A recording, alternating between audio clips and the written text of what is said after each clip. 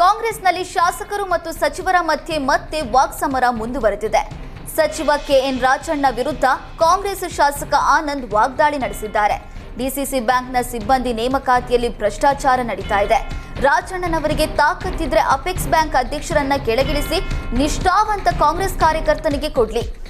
ಸುಮ್ಮನೆ ಮಾತನಾಡೋದು ಬಿಟ್ಟು ತಮ್ಮ ಇಲಾಖೆ ಕೆಲಸವನ್ನ ಮಾಡಿ ಅಂತ ರಾಜಣ್ಣ ವಿರುದ್ಧ ಕಡೂರು ಶಾಸಕ ಆನಂದ್ ಹಿಗ್ಗಾಮುಗ್ಗಾ ವಾಗ್ದಾಳಿ ನಡೆಸಿದ್ದಾರೆ. ಉತ್ತರ ಕನ್ನಡ ಕಾಂಗ್ರೆಸ್ನಲ್ಲಿ ಶಾಸಕರ ನಡುವೆ ಅಸಮಾಧಾನ ಸ್ಫೋಟಗೊಂಡಿದೆ. ಅಧಿಕಾರಿಗಳ ವರ್ಗಾವಣೆ ವಿಚಾರಕ್ಕೆ ಶಾಸಕ ಆರ್.ವಿ. ದೇಶಪಾಂಡೆ ವಿರುದ್ಧ ಶಾಸಕ ಸತೀಶ್ ಸೈಲ್ ಗರಂ ಆಗಿದ್ದಾರೆ.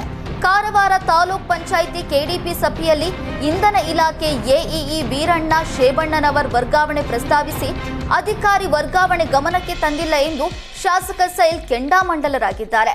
ನನ್ನ ಕ್ಷೇತ್ರದಲ್ಲಿ ಬೇರೆಯವರು ಬಂದು ರಾಜಕೀಯ ಮಾಡ್ತಾ ಇದ್ದಾರೆ ಅಂತ ಆರ್.ವಿ. ದೇಶಪಾಂಡೆ ವಿರುದ್ಧ ಕಿಡಿಕಾರಿದ್ದಾರೆ.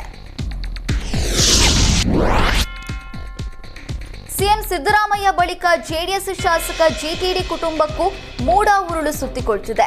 ಶಾಸಕ ಜಿಟಿ ದೇವೇಗೌಡ ಕುಟುಂಬಸ್ಥರು ಪ್ರಭಾವ ಬಳಸಿ ಅಕ್ರಮವಾಗಿ ಸೈಟ್ ಪಡೆದಿದ್ದಾರೆ ಅಂತ ಲೋಕಾಯುಕ್ತ ಹಾಗೂ ಇಡಿಗೆ ಸಾಮಾಜಿಕ ಹೋರಾಟಗಾರ ಸ್ನೇಹಮಯಿ ಕೃಷ್ಣ ದೂರು ನೀಡಿದ್ದಾರೆ. ದೇವನೂರು ಗ್ರಾಮದ ಸರ್ವೆಯಲ್ಲಿ 2.22 ಎಕರೆ ಆಸ್ತಿಗೆ ಪರಿಹಾರವಾಗಿ 19 ಸೈಟ್ ಪಡೆದಿದ್ದಾರೆ ಎಂದು ಸ್ನೇಹಮಯಿ ಕೃಷ್ಣ ದೂರಿನಲ್ಲಿ ಉಲ್ಲೇಖಿಸಿದ್ದಾರೆ.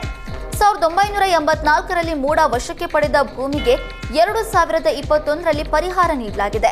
ಸೋದರಿ ಮಗನ ಹೆಸರಲ್ಲಿ 37 ವರ್ಷದ ಬಳಿಕ 50-50 ಅನುಪಾತದಲ್ಲಿ ಜಿಟಿಡಿ 19 ಸೈಟ್ ಪಡೆದುಕೊಂಡಿದ್ದಾರೆ ಅಂತ ಕೃಷ್ಣ ಆರೋಪಿಸಿದ್ದಾರೆ.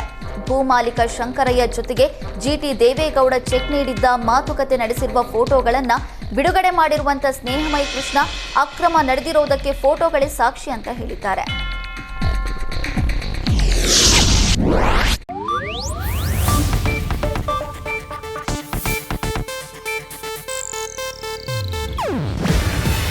ಇದು ಏಷ್ಯಾನೆಟ್ ನ್ಯೂಸ್ ನೆಟ್ವರ್ಕ್ ಪ್ರಸ್ತುತಿ.